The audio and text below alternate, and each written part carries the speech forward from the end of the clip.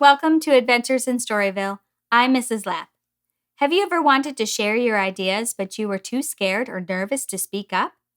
I think it's happened to most people. In fact, it happened to our story's main character, Cookie. Let's find out more in today's adventure with the book The Smart Cookie. It's written and illustrated by Jory John and Pete Oswald. Greetings. I'm a cookie. I live in a bakery on a street corner near a river. Come on in. Welcome to our little community. It's a warm and supportive place to spend some time. Pretty fantastic, eh? These days, life is sweet. But my journey wasn't always a cakewalk. When I was younger, I couldn't have imagined fitting in here. For a long time, I didn't feel comfortable speaking up or sharing my ideas. I didn't feel like a smart cookie. I wanted to be a cookie who knew all the answers. A cookie who felt confident in a group. A cookie who said, aha, when solving a puzzle. Like this. Aha! Looking back, I had some trouble in my early days. I went to school in a gingerbread house. Our teacher, Ms. Biscotti, was kind and patient. When I arrived each morning, she'd wave at me and smile. But I didn't get the best grades, and I never raised my hand because I couldn't think of the answers as fast as the others. And I was the last to finish most tests. It wasn't because I didn't care, and it wasn't because I didn't try. Sometimes I'd get distracted and mess up, even though I knew the material. Those were the most frustrating moments of all. Once I misspelled the word dough. That was rough. Another time I added when I meant to subtract.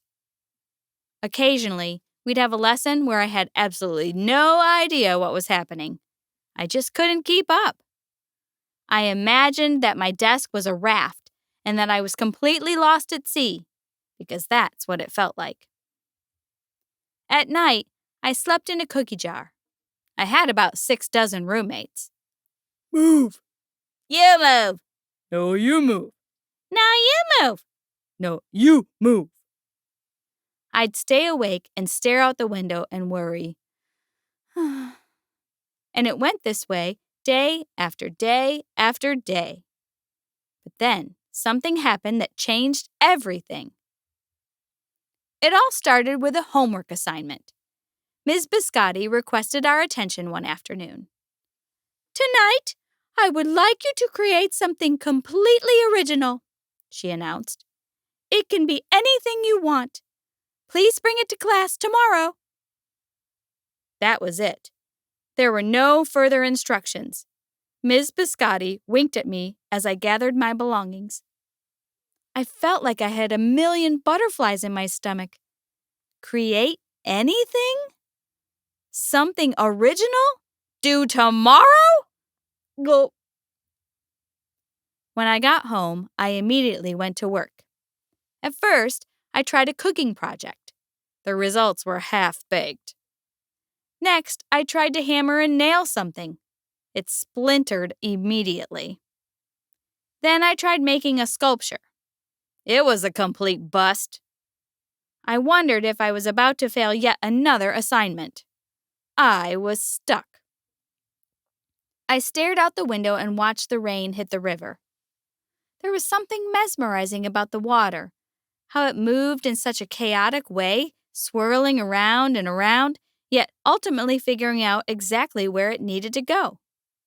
Ah-ha! Suddenly, I had an idea. I decided to write something original. A poem! I came up with a title based on how I'd been feeling. My Crummy Days. After that, the rest of it seemed to fall into place. I wrote and I wrote. I lost track of time. An hour went by in a flash. Ah-ha! I said when I was finished. I couldn't sleep that night, but it wasn't because I was worried. It was because I was excited. I felt like I had really accomplished something. I felt smart. The following day, Ms. Biscotti asked for volunteers to share what we'd created. One kid showed off his original frosting art. Another kid revealed her sprinkle distribution machine. It was neat seeing how everyone was good at such different things. Finally, Ms. Biscotti turned to me.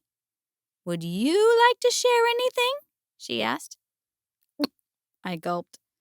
I thought I'd probably crumble under the pressure, but I made my way to the front of the classroom. I noticed my hands were shaking. My mouth went dry.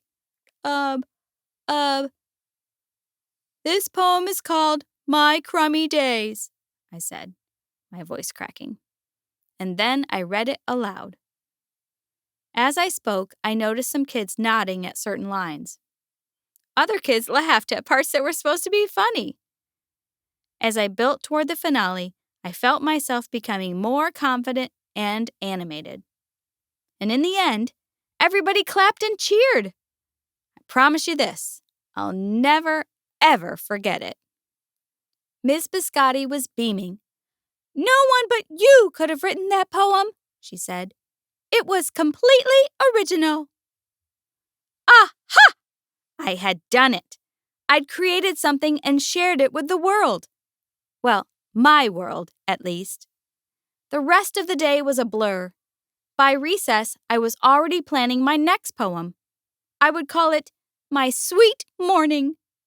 Aha! I thought when I came up with the title. Later that afternoon, Ms. Biscotti handed me a note. It said that I should keep on writing no matter what. That meant so much to me. School was a bit different after that. I wasn't so scared to raise my hand or ask a question, or share my work. Sure, some things still don't come as easily for me as they do for others. But now, I know that you can be smart in many different ways. You don't have to have the answers to every question or suddenly be great at everything all at once. You just need a chance to try all kinds of things to find out who you are and what you like to do. As for me, I learned that I can write, and I can think up great ideas. And I've found plenty of other things I'm good at too. I no longer feel lost at sea. It's more like floating down a river. And the best part is, there's always more to learn. Because we're all smart cookies. Cookie learned to keep on trying. When something didn't quite work out, she decided not to quit. Eventually, Cookie found some things that she was good at, and that helped her confidence to grow.